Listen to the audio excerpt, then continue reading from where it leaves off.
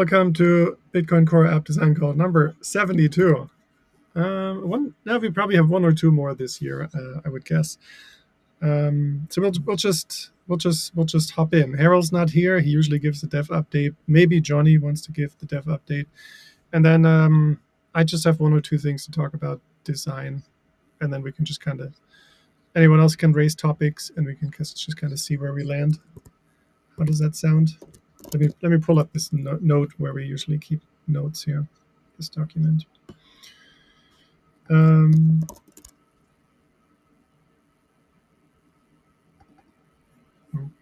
almost have it.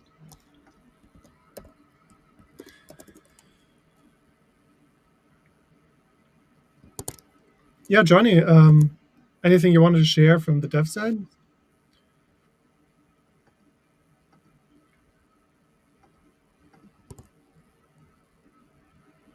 Can't hear you. Can't hear you. I cannot hear you. Sorry, wrong microphone. Welcome back. Long time no see. Yeah. I took a little detour in my Bitcoin journey, but I'm trying to catch myself back up. Did you go to Solana or something? No, I got into Bitcoin mining. Me and a buddy made the first fully open source Bitcoin mining hardware. So that distracted me for a couple months. How was that? How was that for you? Sounds like a totally different thing and really intense. Yeah, it was fun. I was surprised to learn how little or almost non-existent open source Bitcoin mining stuff there is. So like the little things we did were amazing because there's nothing. It all went closed source, so that's been fun. You mean the hardware? Hardware and software. Software for the mining, but that's different than the pool mining. Even the pools are like majority is closed source. You know, the pools hold on tightly to their code. They don't want to share it because of the incentives. So that was our little project's called the BitAxe. Nice. That's what Stratum V2 is supposed to address. Yeah, they're working hard on doing that, but you know, there's only like 3 developers working on that. It's amazing, like how important that is. Yeah. So anyway, yeah, so that distracted me the last couple of months. But on the dev side, we got a couple of PRs merged in for like foundational things for restructuring the navigation. And another big thing is Harold is working on some conversions to make all of our accessibility stuff with the focus able to work as well. And it's also going to make development of the wallet navigation much easier. So that stuff's moving, and I'm pulling up some kind of, I guess, old error flows that that had been worked on but lost. So it's kind of that stuff is what we've been looking at. Yes. Yeah, with this foundational stuff, it feels like sometimes when like a building's torn down and they're building a new one, it feels like there's been 2 years and there's just a hole in the ground. But really, they're laying out this foundation, so the building itself can be built within just 3 months or so. But it took that long to lay the foundation. That's at least I hope how it works. Yeah, that's that's kind of true. But things are starting to move again, so that's exciting because we got a few PRs merged in. And I think, yeah, that's awesome, and that also means that us designers need to be ahead with like designing upcoming features and stuff, but also be available for testing and feedback and all this stuff. I have my Android tablet and phone here with just the latest builds, just taking notes and testing stuff earlier and trying to catch up with things as well. After the last call, I took all the issues, everything we discussed, I properly documented in issues on the project repo, which you can always access directly here from, I think, current design tasks, this one here. Yep. So you can just access that very easily and see the state it's in. And you're welcome to help with anything that you're interested in there. But I think also just testing and finding things is also pretty helpful on different devices, operating systems, and all of that. And I was wondering, is everyone now? So I updated the design docs earlier. Does everyone know how to get the latest build on their device and run it without compiling from source? I don't know how to do that really, but well, I kind of do. But just the download. I haven't tried it, but it's off GitHub, right? Yeah, I can walk you through it real quick. So we'll just go. This is bitcoincore.app. Behind me, I just scroll down. Here it says test the latest code. Actually, I need to refresh this. Okay, now it's the latest one. Then log into GitHub. That is required, as I found out earlier. I'm just always logged in everywhere, so I didn't realize it until earlier when I tested on a different device that I usually don't use for testing. And then you have to go to the actions page. So I'm going to click here. And so whenever code is updated, there's basically an action that runs, which means it takes all the code and bundles it and creates this downloadable executable that we can then run on our devices. Nice and handy. And this one is already filtered. Like this link is filtered by ones that actually worked out. I'm going to remove that real quick. So you can see there are a bunch of ones that actually didn't work out. But we just kind of care right now about the ones that work. So I'll just take the topmost one that worked out. That is, I saw there was a pull request merged about improving the peer delegate.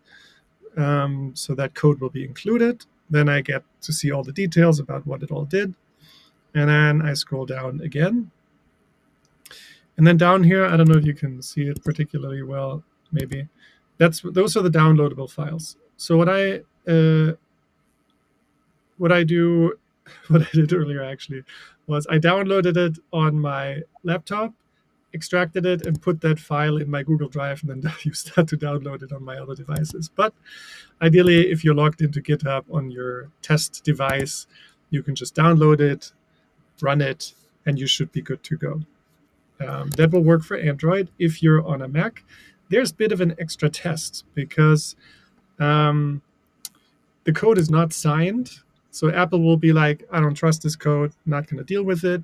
So you just need to go to a terminal to run this, go to the folder where you downloaded this file, and then, type in this code sign -s dash, and then the location of this file, the one that you just downloaded that you want to basically tell your Apple device, like, I'm cool with this one. And then you can run it. And I think that's it. Did I miss anything, Johnny? One thing I'll add in is that you will also get the unsafe message when you're installing it, if you're on Windows as well. Because I'm on Windows, I think, and Christoph's on Mac, and I get that as well. But don't worry, it's all good. You can just click proceed. Well, you're just trusting Johnny there and Harold. Yeah. And on Mac, you might have to do Control right click and open, because regular right click, it might also tell you it's not, that it doesn't want to deal with it. But Control right click and open is a little bit different. That's where, like, you have the option to still do it anyways. So yeah, just minor stuff, but that's the way to test it. And then, you just run it and it works beautifully. Is there a different package for the tablet, Android tablet, compared to Android? That is the same. So yeah, you just have to figure out if it's an ARM3264 or x86-64 device, which is always a huge hurdle for me. I figured out that I'm on a 64 with my devices. All right, cool. You have to look at what processor you have, I think, and then you find it out, something like that. Yeah, but same across all the Androids. Cool. Yeah, and if you already downloaded a bunch of blocks, reinstalling this will not reset things. You should be okay there. You don't have to redo the IPD again. Cool. Any other questions or thoughts? I guess the other thing is, let's say Harold or Johnny, they say, well, I'm working on this pull request. Can you please just test that specific functionality? Then you have to go through this list here, and you have to find that pull request. So under each of those actions that worked out, it says at the bottom pull request, like this one says 375 synchronized by ProMag. So if ProMag asks you, like, please test one, then make sure to grab that one, because only that one will include the code that he's working on at the moment. And do you have to uninstall the other if you go back? Do you have to uninstall? So on Mac, I just drag it over. Well, actually, on the Mac, what I do actually, I change the file name and add the pull request to the file name. That way I can differentiate between them later. On Android, I cannot replace it. The OS just will not do it. So I always have to uninstall the previous one and then install the new one. Gotcha. I mean, it says, like, it asks me if I want to update it, and then it tries, and then it fails every single time, and then I have to delete it. So, yeah, might be different on your device. I'm not sure. Hey guys, Christoph. I had an issue with this. I posted about that on Discord. So when I extract the file, I get a different file than the one I'm supposed to get out of that zip file. So could you do me a favor and quickly just download the one for ARM and for macOS, that artifact, and just unzip it for a sec, and you might see the issue that I'm seeing if I'm doing it right. So you wrote when I unzip the artifact, I had a file called bitcoin-qt. Okay. So sorry, I'll go to the latest merge thingy. And which operating system did you want me to test?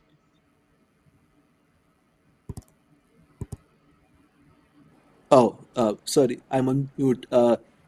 My OS is Mac OS and Apple Silicon hardware. Okay.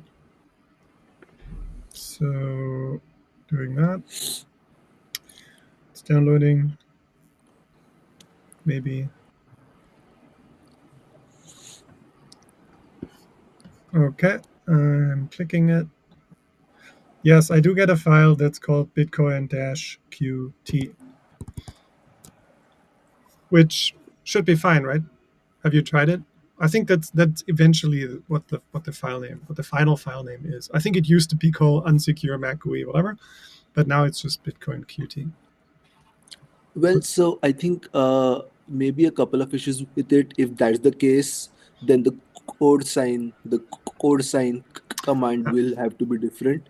So we will have to change those instructions. But like that did not work for me. Maybe I did it wrong, but I tried to change the command and just change the file name at the end.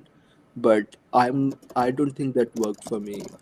I'm not sure though. So like, if somebody could repro it or test it or like do something, and like maybe I did something wrong, Okay, thanks for sharing that. That's good to know, and good point about changing the file name.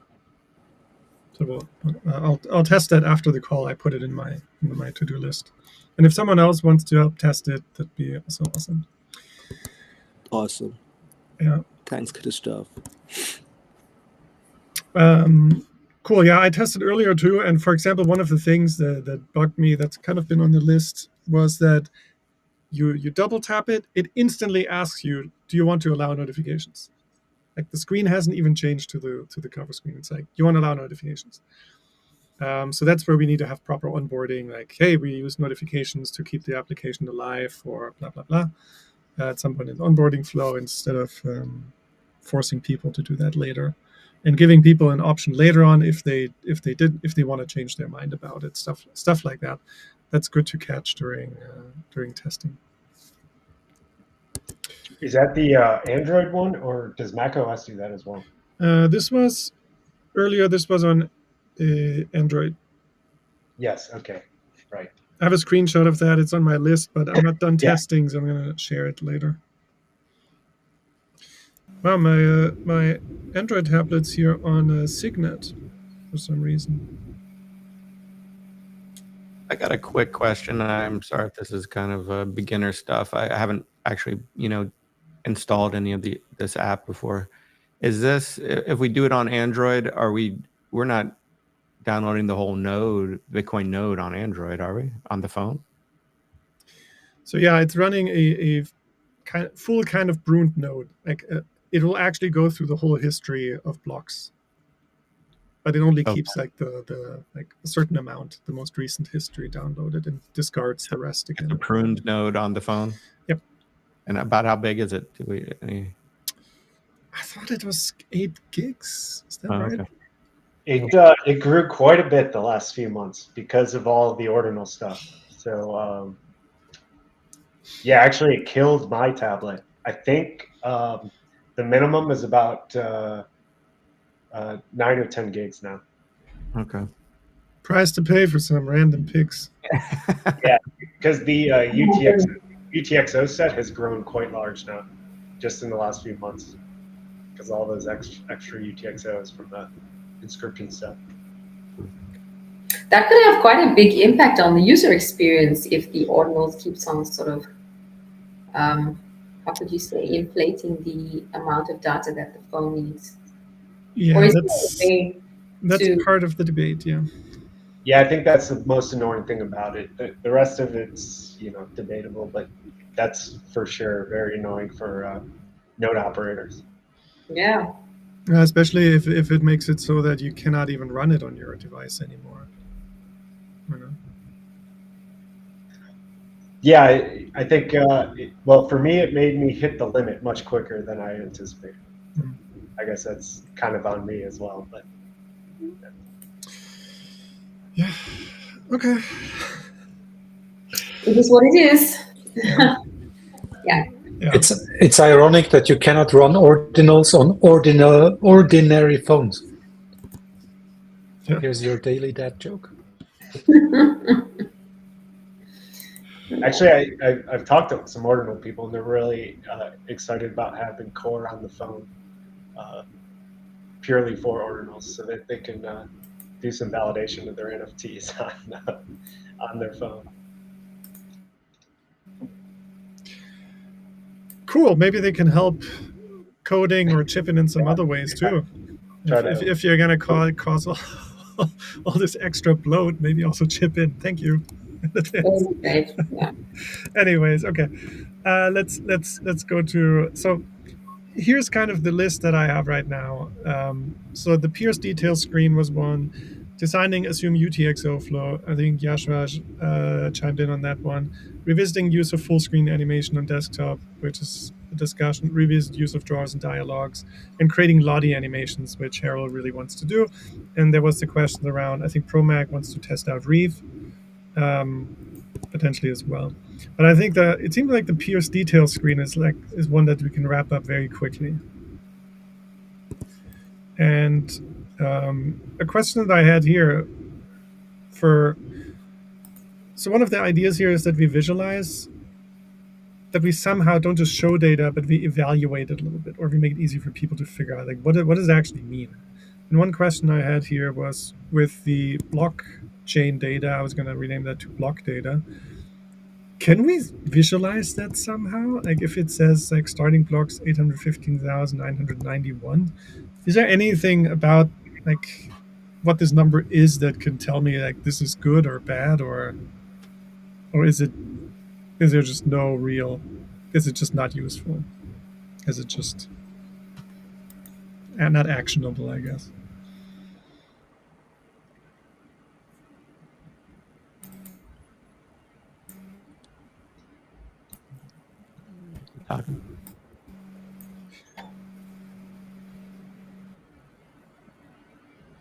Yeah, that's how many thoughts I have on this as well. Do you want to visualize what? I just don't know. Yeah, like with a lot with amount sent and received, or ping time or time offset or something, you can kind of tell like if the ping is really long for a peer maybe that's worse than another peer who has a really quick response time.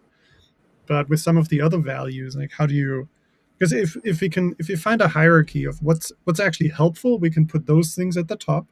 And if you find ways to evaluate that data and tell people like this is good, this is bad, or you know, this is so bad you may want to block that peer or disconnect or something.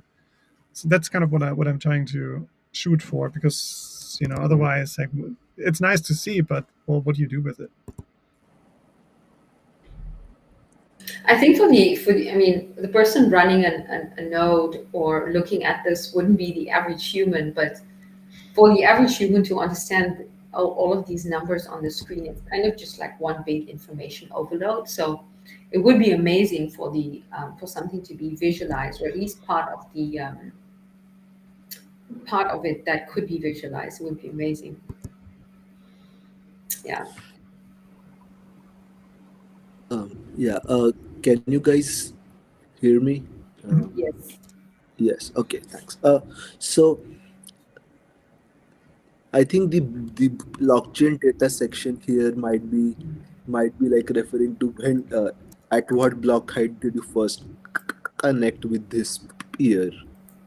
I think that seems to be something that makes sense to me in this context. So basically, on this screen, you first connected with the peer at block height 815991, and then it looks like the current block is 815999. So you've been connected to this peer for 8 blocks. I'm not sure how, like, I know that sometimes you want to refresh the peer list, so you want to connect to different peers and not be connected to the same set of peers all the time for, I guess, various reasons. And that might be something that this section of the data might be about. The second part on that, like, I feel like Mo made a good point about like this, about being like, what does the average person do with it? I feel like the average person might not even navigate to this page, and this information is not for the average human, because I'm an average human and I don't really understand what I'm supposed to do with that information. And it looks cool, as Christoph said. I don't know what to do with it. Yeah. For the color coding below, is the idea just like certain thresholds will change the color? So with these colors, the idea was, that's a relative value. So if it's based on all the other peers. So if it's red, then Okay. this is the worst. Then this is the peer with the worst time offset compared to all the ones you're connected. Let's say you go to one of those details and everything's red, then you're like, that's like the worst peer that I'm connected to. Then I might say, cool, I'm going to disconnect. This is just not working. Or if it's all green, then I'm like, I don't need to know anything else, right? This is just the best one, or it's the worst one, or it's a mix or some stuff. So that's kind of it's a shortcut. And if you understand this stuff in more detail, you can then just look at the numbers and make a more detailed decision. Okay, that's good to know. If it feels almost like we did the node management app. I forget the name of it. They came into the Bitcoin design community as well. They also had a whole bunch about peer screens as well. I completely forgotten the name of the application. Those lightning nodes, though, right? Yeah, that was lightning nodes though, but it's kind of like the same kind of visualization concept of like who's healthy and who's. If I wish I could remember the name. LNDG and then Torque for a little bit. Which one was it? The second one? Torque. That was just very quick, just more of a discussion about design reuse. But LNDG or LNDQ, one of the two. That was with Mark and the Designathon project, and then Legends of Lightning. Yeah, I think over a year ago. Yeah. Yeah, it's kind of similar, right? You just try to make sense of this for users. So here's something, Yashar, as you were speaking, maybe this is the thing. Like if it, like this red number would tell me, this peer, it's 10 blocks behind. Like it's not, or it's like 400 blocks behind. Then it's like, okay, that's not good. I'm not getting any current data from this one. Maybe that's something to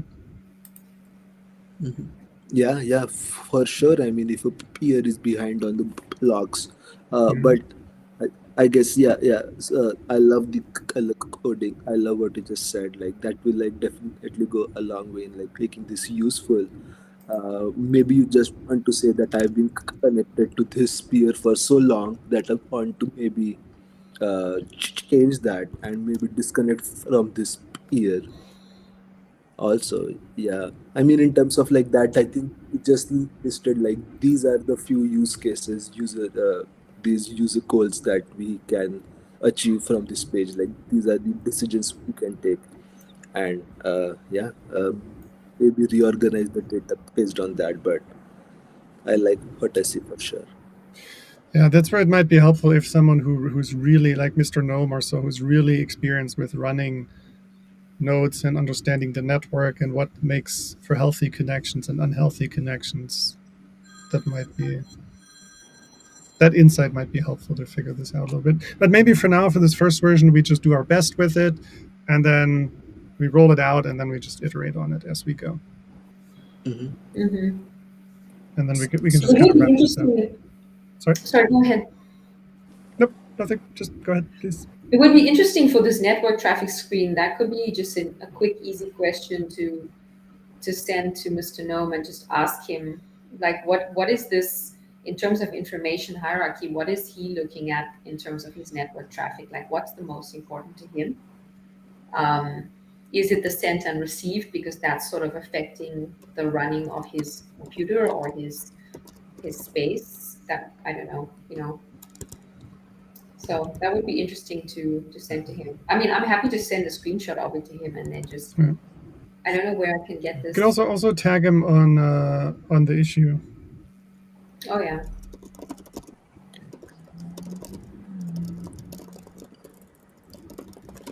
Yeah. Is Johnny? Do you know if is someone working on that already? The peer details? Yeah. No, we haven't started on that, but Mhm. it sounds like a good one to pick up. To be honest, after now, I mean, Yeah. 'cause, yeah. Is there something urgent that you or anyone needs right now from design? I don't think so. There was some question about the alighting of the peers page, um, specifically around onion addresses. Um, I don't know if that was fully resolved, but that's an interesting one. Yeah, that's something I wanted to test here, but that I didn't get to yet. That's like the that's always a tricky one. Yeah. And sometimes you also wanna you wanna resolve it differently. Sometimes you wanna ellipse the end of it. Sometimes you want to do the middle. Like with addresses, it's often the middle, right? With other things, Yeah. sometimes you cut the end of the text off. I think the weird thing with that was also that they all seem to have the same port, well, the default port. So the end piece has a lot of repeated information that doesn't really help, um, describe the peer's address. So Mm. um, that's probably, and someone had made a comment on that. I can't remember who it was, but I think that was a good one.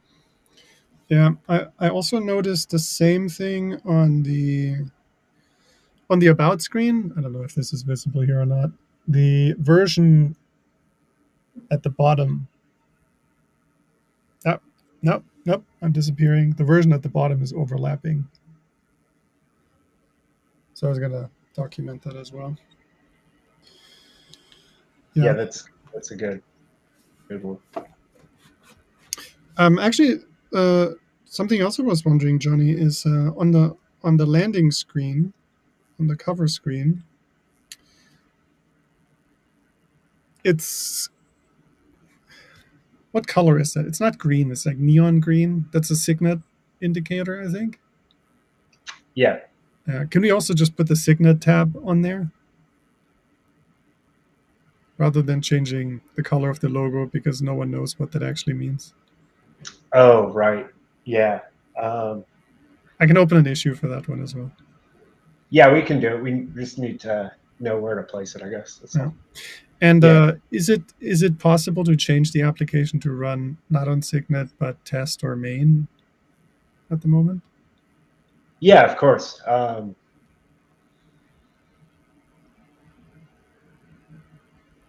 The tricky thing with that is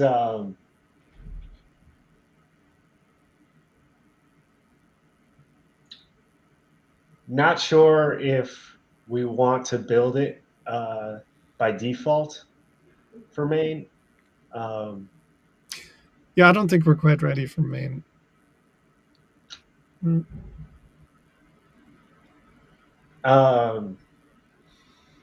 I'll talk with her about that. There's a couple of options to do that, and I guess it depends on how much. A little bit depends on how much kind of room we have with our CI pipelines to build extra targets that are on main. So, but I mean, eventually we should be able to just pick that in the UI, right? Or is that some technical reason? Like, is it actually a really different build altogether, and not just a setting? For Android, it's trickier, Yeah. but it is just a setting.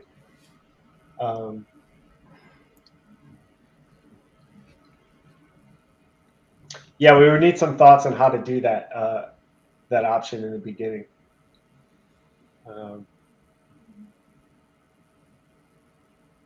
What?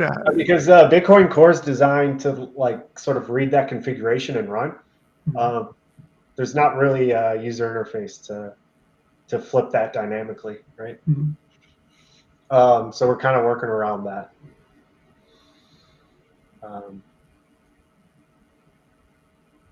Okay. Yeah, it gets technically challenging with Android because there's no way to give it a different parameter.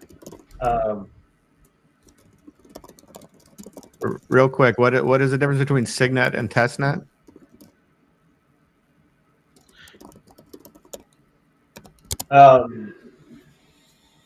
There's technical differences. Testnet like actually has miners running it, and it's like fully decentralized.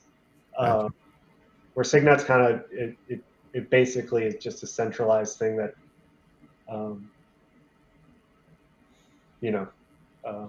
is more deterministic than the testnet. So it has some advantages with testing. Gotcha. Thanks. Okay, cool. That's maybe also an issue that we should just kind of keep around. And I'll also update the design docs to make sure that it's clear that this is running on Signet, so people don't have the. Yeah, and just to be clear, it's Android mainly you're thinking about, right? Because it's a little harder to switch those. Yeah. Okay. There's a couple options. I'll talk with her on this, see what makes sense. One option might be to have two buttons on the launcher. One button does Signet, one button does mainnet. So that's an option. Okay. If you do download the binary and test it on your phone, it would be nice to know how you experience the syncing screen itself and what your impressions are of that and how you feel when you're on that screen and what it means to you. Because we did some guerrilla testing in the past. This must have been like a few months ago, and there was. Is that the syncing screen? The node when it's syncing? Yeah, exactly. Yep. Just to let you know how you sort of feel when you're on that syncing screen. Do you feel you understand everything that's happening? Do you feel you understand what's about to happen? Just general human feelings, when you're on that screen. Okay, I gotta get an Android device first, but All right. Desktop will work too. Yeah. Well. Yeah. Okay. Cool. Let's see. Some of the other issues that we have going on are Lottie animations. Anyone know animated stuff before, After Effects or Reeve? I've done a Anyone- little. Anyone interested in working on that one? I mean, there's I don't know. yeah. So the, Oh, yeah, I the don't have specs right now. I was go ahead. curious myself about the assumeUTXO, but we can get to that in a second. Yeah. So with the animations, at the end there's part of executing the animations. At the beginning there's part about figuring out what are the illustrations we have, what animations are appropriate, picking a mood board, finding references to some animations that we like, discussing, like creating a little storyboard. And okay. for that, it can be just done in Figma or text or whatever. And then there's the animation part. Like once we kind of Gotcha. figured out what we want it to be. So it's not all just After Effects or I see. dense So you animation want work. just to get consensus on the animation, get like a Yeah. a Yeah, plan it's so much easier once you kind of have a creative direction to Mhm. just execute on it. That's a good point. I could work on that. Awesome. Yeah. Because I mean that would be really cool too, right? Or even if Yeah, you know some. the animations that are there now, are they? That's kind of the idea. Do people like those, or is it just a random kind of thing? Has there been any feedback on it, So we don't have any animations yet. or just the still? I mean, the still images, the placeholder images, I guess. Yeah. I don't think we have any feedback on those.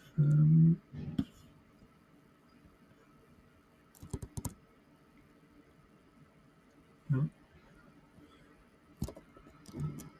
So you're saying just to take something like this, iterate on it, and come up with a few different options, the style of it.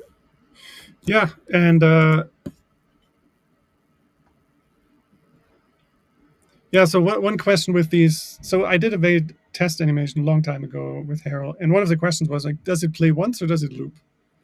If it plays once, then if you don't pay really close attention, you're gonna miss it. And then like, crap, I missed it. Then okay.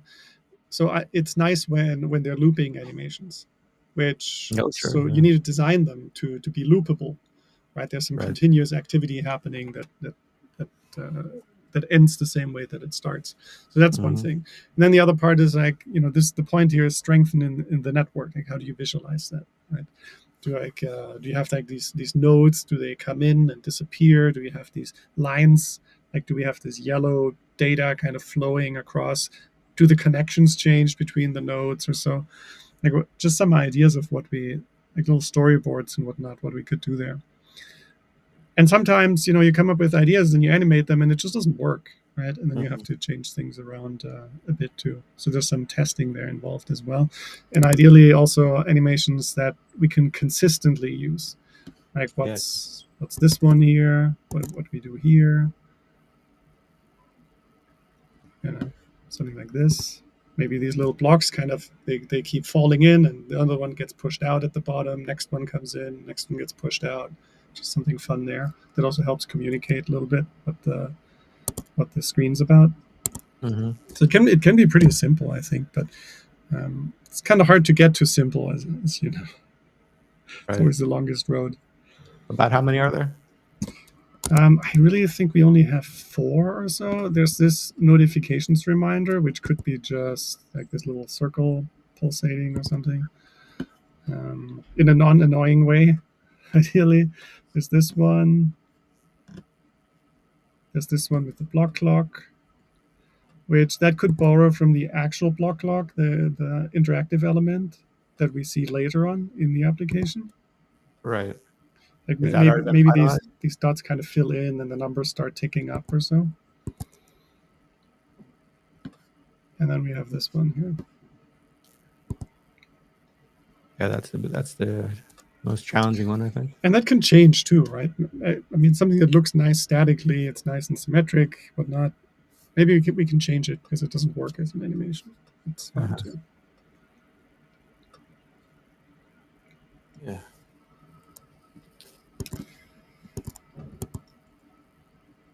You bit off a meaty chunk, Joaquin, but it's always good to challenge yourself. Always good to challenge yourself. Yeah. I'll just take it. Yeah, I'll do that. I can do that. Learn as you go along. Yeah. Yeah, and like I said, there are websites like I've seen the Lottie websites before. What Yeah. What are you referring to? Let me see, like Motionographer or so, that just haven't checked this in a long time. But they basically post all these really cool motion graphics videos, and sometimes some of them are highly animated, some of them are very minimal or so. And just watching a bunch of those and getting some inspiration, or that other link that I shared, that appmotion.design. I mean, there's endless animations out there Yeah. that we can learn and borrow from. Yeah, I'll give it a shot. When where would I post that, or where would I share that? Before? So you could either share it in the issue or directly in the Discord channel. We could create a thread with like, "Hey, here's some cool animations. Check this out. How about this? How about that?" Okay. Yeah, that'd be awesome. That's a really fun task, and it'll add some life to things. Actually, I guess the first thing we could do is just take the illustrations we have, throw it in Runway ML, and see how it animates them for us. That'd be fun. Okay, Harold, did you want to talk? Hold on, Joaquin. You also wanted to talk about assumeUTXO, right? Well, that's what I had thought about trying to do some work on that, but I don't, I can work on the animation stuff first if somebody else wants to do that. Yeah. Either way is fine. You can work on both. Either way is fine. We're also going into the holiday time, so everyone can kind of do whatever they want. Nothing, a lot. Choose Right. your own adventure. So you're more than welcome to do there as you please. And Yashraj already commented here 10 hours ago, not years, with a few details. And it seems like there's some questions that maybe Johnny knows. Like, is it possible from version 26, which was just released a couple hours ago, I think? Can it be enabled anytime during IBD? Yeah, there's some technical questions there. Yeah, they're very good questions. I'm excited to learn this myself. This is all very new, so Okay. I don't think you can download from the peers yet with the assumeUTXO.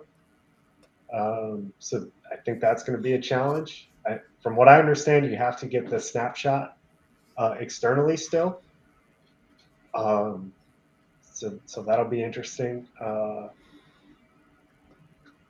think the block height is.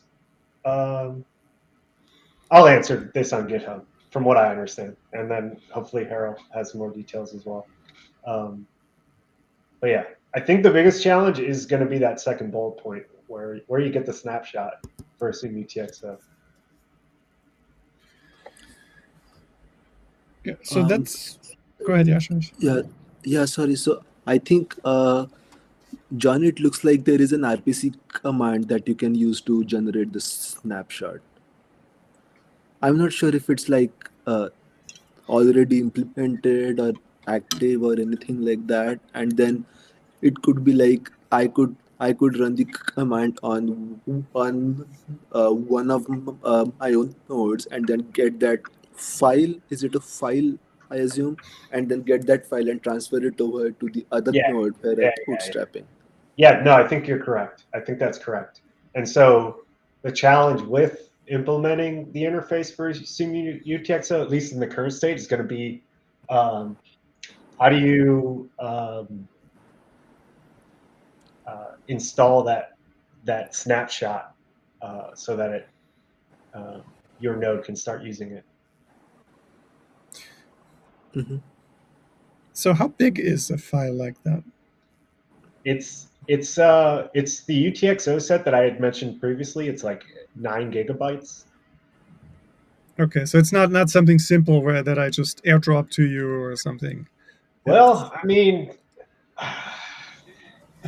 Or like a lot of people have fiber internet now, so it kind of is. But yeah, it is.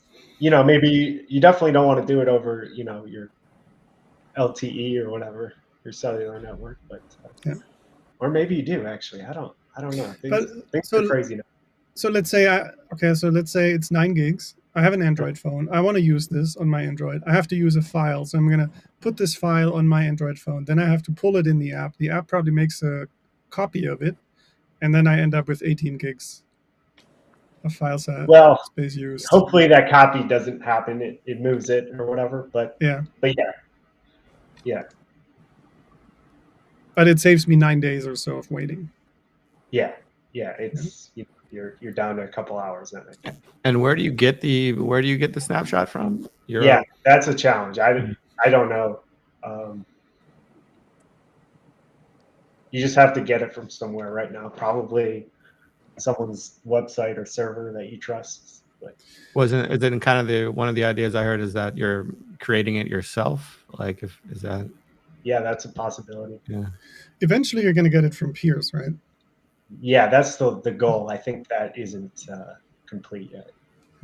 There are also tools like Spectre and I think some other ones too, which they had this for a couple of years where you start up, you can basically get a snapshot of the whole block data set from Spectre.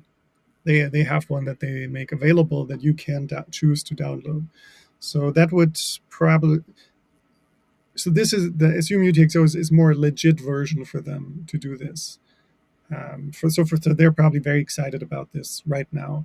But for the casual users, this will probably only become handy once it can be downloaded from peers.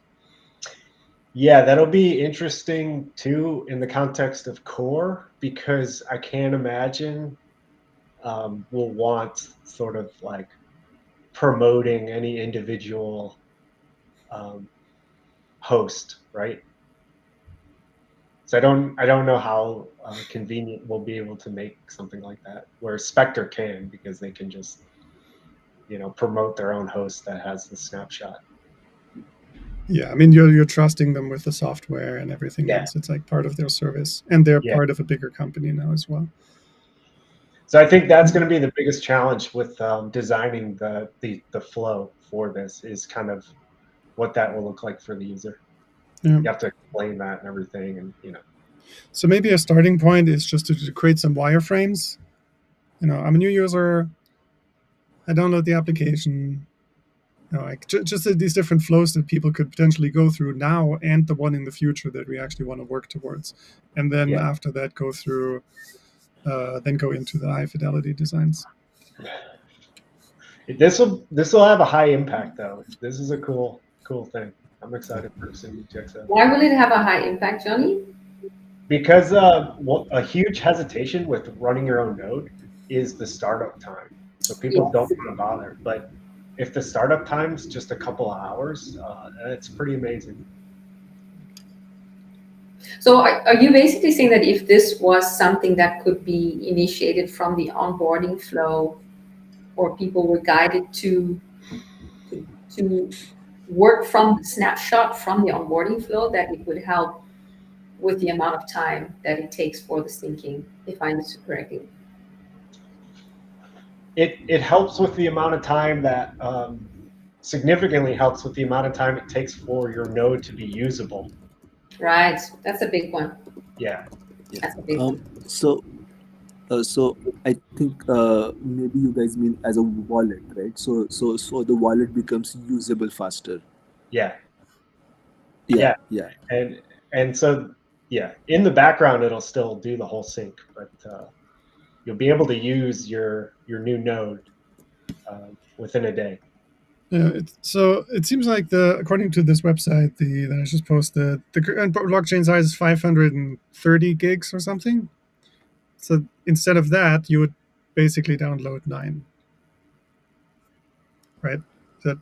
That's basically the idea.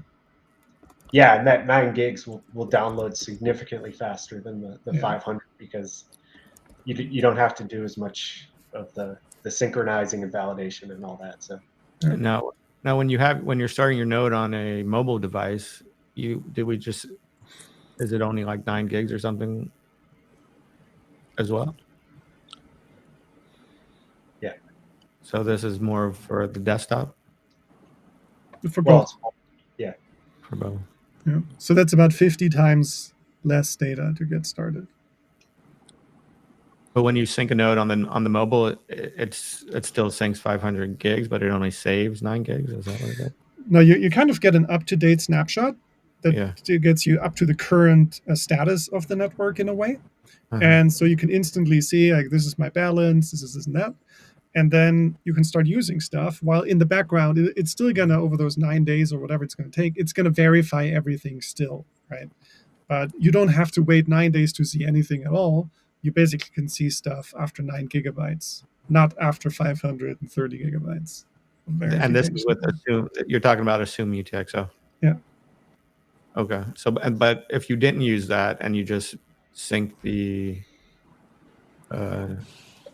blocks, sync the block to a mobile device, how long would that take? This device, it took 9 days.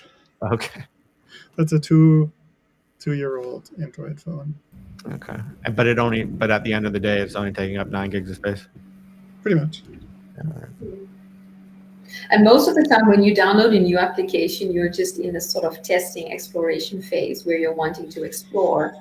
But now with that sort of, you're waiting for the download to complete, it's going to take 9 days. And that's sort of sometimes where people lose their interest in actually completing the whole process. I think they can only access settings, if I remember correctly, in that state. There's nothing else. Yep. Yeah. So I like had like a also like a related question that is like not in the list of questions here is like, Johnny, what's the difference from like a UX perspective? Like if I do like a prune node, but versus if I just do this UTXO snapshot, because both of them will kind of help me get started faster, right? No, prune node doesn't get you started faster. Prune node just limits how much of the blockchain history you retain. Right. Right. Do it all. It Right. just saves. Yeah. And so the way the prune node works, it has a trailing, or it has a window, and as the window slides forward, it starts deleting the old stuff. Right. It has memory loss. Yeah.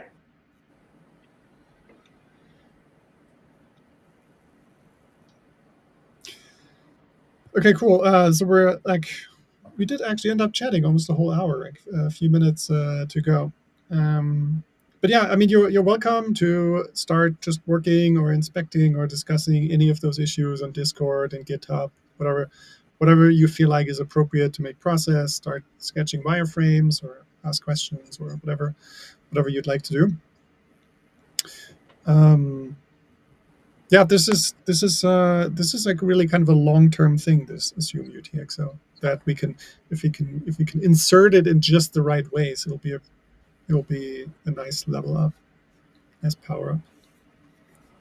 Are other wallets, or is this on the roadmap for other wallets out there? No idea. Yeah.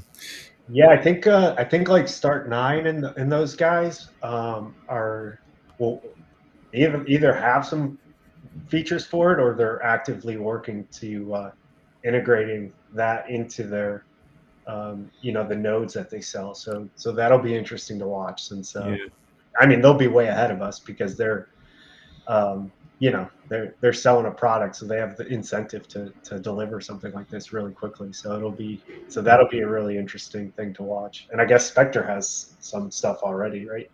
So I wonder if Sparrow is going to do it. That seemed to be a pretty popular one from the research. Well, Sparrow probably doesn't mess with it, because Sparrow is just a wallet interface to connect to your node backend. So it'll be more on the node software developers, like the Umbrals and the Start9s, that'll be responsible for configuring that for the user. So right, that's a good point. Yeah. But as far as I know, there's some work being done by Umbral and Start9. So I'm not sure what the latest is on there, but there'll be interesting data points for sure. Okay, awesome. Should we wrap up and then continue the conversation in the various other digital channels we have? Michael, how are you hanging in there? Yeah, I was trying to desperately get this thing to run on my Mac, and I didn't figure it out, but I'll have to keep trying. Okay, ping me on Discord, or post a message there so we can all chip in and help get things sorted. Yeah, and you know, Michael, one of the biggest things with testing is that it's not your fault that it's not working, right? It's the fault of the application. So share whatever's not fault. working, Okay. you know. That's what I tell all the users all the time. It's not your fault. It's not you, it's me. It's not your fault. Okay, remember that. Yeah. It's always someone else's fault, no matter what situation. You're the good person, someone else. This is only referring to testing applications. Ideally, something so you don't like put certain people into bad situations, right? Just blame it on the weather. Yeah, just blame it. It's not your fault, Michael. Share it with us, whatever's going on. It's always nice to see. Okay. Yeah, I'll give it probably a second try tomorrow. Today, I want to finish up the PR for what we talked about on Monday. I'm pretty close to releasing it, so that's the goal for the next hour and a half. Sounds good. Awesome, cool. Well, thanks for the chat. I'll stop the recording here right now. Thanks for anyone tuning into these recordings here.